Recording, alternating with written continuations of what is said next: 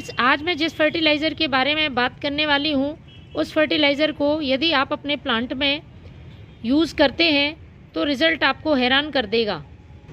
Potassium के साथ साथ कई पोषक तत्वों से भरपूर ये फर्टिलाइज़र पौधे में बहुत तेज़ी से ग्रोथ करेगा। कुछ ही दिनों में पौधा कलियों से भर जाएगा। गुलाब, गुड़हल, मोगरा, अपराजिता, पारिजात या फिर सर्दियों के जितने भी फ्लावरिंग प्लांट्स हैं उनमें आप इसका इस्तेमाल ज़रूर करें। यदि पौधे में फूल नहीं आ रहे हैं या फूलों का आकार बहुत छोटा है, कलियां फूल बनने से पहले ही गिर जाती हैं, तो इस फर्टिलाइज़र का एक बार के इस्तेमाल में ही आपको बहुत अच्छा इफ़ेक्ट अपने प्लांट पर देखने को मिलेगा। पूरी तरह से ऑर्गेनिक फर्टिलाइज़र है। प्लांट पर किसी तरह का कोई साइड इफ़ेक्ट नहीं होता है। 15 से 20 दिन में एक बार आप इसका इस्तेमाल कर सकते हैं। मैंने 15 दिन पहले अपने इन सर्दियों के फूलों वाले पौधे पर इसका इस्तेमाल किया था। रिज़ल्ट आप देख सकते हैं, कितनी तगड़ी ग्रोथ है और कलियां अनगिनत हैं, आप इनको गिन नहीं पाएंगे, इतनी कलियां सारे प्लांट्स में आ रही हैं। पौधे फूल भी देने लगे हैं। तो ये एक लिक्विड फर्टिलाइज़र है।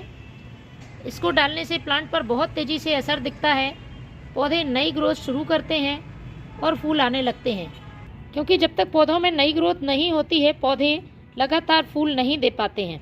तो इस फर्टिलाइज़र का यूज़ करने से पहले आपको अपने पौधों पर कुछ काम करने होंगे, जो कि अभी इस समय प्लांट के लिए बहुत ज़रूरी हैं और आगे आने वाली सर्दियों में आपके पौधे अच्छी तरह से लगातार फूल देते रहें। तो प्लांट में इन बातों का आपको ध्यान रखना ज़रूरी है। सबसे पहला काम करना है, आपको अपने पौधे को फुल सनलाइट में रखना है।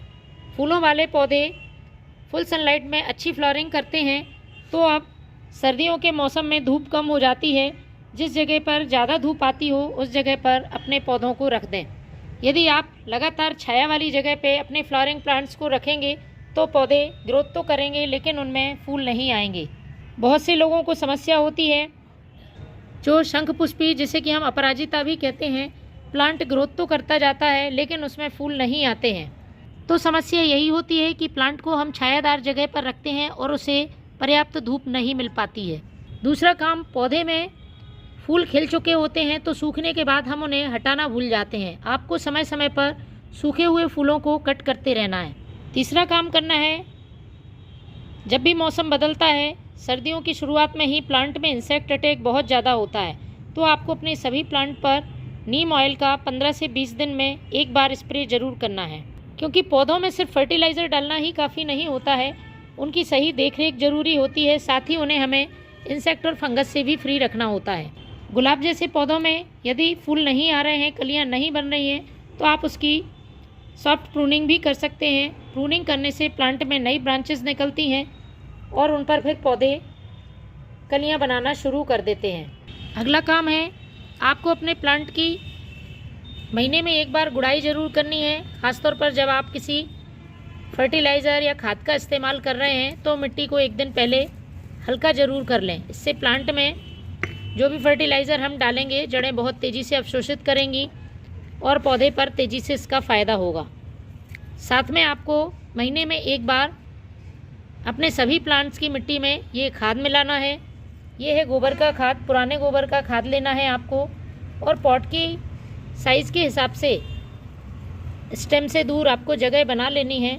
1 से 2 मुट्ठी आप अपने पौधे में गोबर खाद डालेंगे।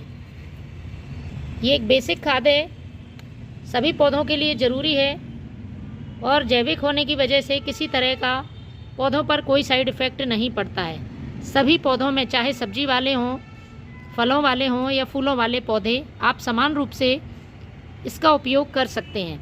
नई ग्रोथ को बढ़ाता है और जब नई ग्रोथ होती है तो पौधे लगातार फूल देते हैं। ये सब काम करने के बाद फिर आपको अपने पौधों में ऐसा फर्टिलाइज़र देना है जो कि पोटेशियम से भरपूर हो, जिससे कि पौधे में अच्छी मात्रा में कलियां बने। तो इसके लिए मैं बहुत ही आसान सा घरेलू तरीका बता रही हूँ। इससे आप अपने पौधे में लगातार फूल पा सकते हैं। आपको पौधों की संख्या के हिसाब से कम ज़्यादा इस फर्टिलाइज़र को बना लेना है। आपको लेना है प्याज के छिलके, 2 मुट्ठी प्याज के छिलके लिए मैंने, और इन्हें आपको 1 से 2 गिलास पानी में भिगाकर 1 रात के लिए रख देना है। अच्छी तरह से गल जाने के बाद कुछ इस तरह से आपको ये प्याज के छिलके का पानी मिलेगा। इसका ही यूज़ हमें अपने प्लांट पर करना है। पौधों के लिए बहुत ही फ़ायदेमंद है। पोटेशियम के साथ साथ कई पोषक तत्व इसमें मौजूद हैं और आप इसे अपने प्लांट की सॉइल में